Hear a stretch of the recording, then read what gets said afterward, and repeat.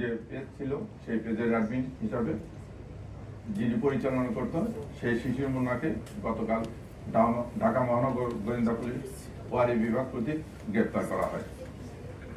কাতারের সরকারি প্রকল্পে বিনিয়োগের প্রলোভন দেখিয়ে গ্রেপ্তারকৃত শিশির মুন্না ও তার সহযোগীরা এক ব্যবসায়ীর কাছে ধাপে ধাপে 11,27,000 টাকা গ্রহণ করে। পরবর্তীতে তারা ভুক্তভোগীকে জাল ভিসা ও নকল বিমানের টিকিট সরবরাহ করে। প্রতারণার বিষয়টি বুঝতে পেরে ভুক্তভোগী টাকা ফেরত চাইলে অভিযুক্তরা টালবাহানা শুরু করে এবং তাকে প্রাণনাশের হুমকি দেয়।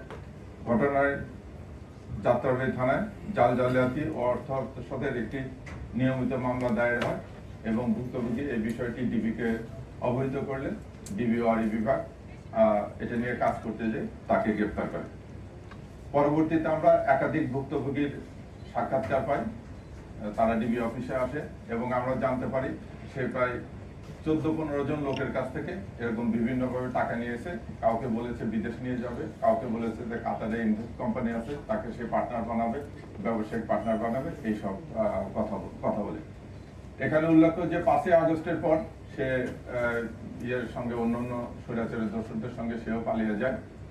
2025 সালে সে আবার দেশে ফিরে এসে সে কম্পিউটারে অত্যন্ত এক্সপার্ট।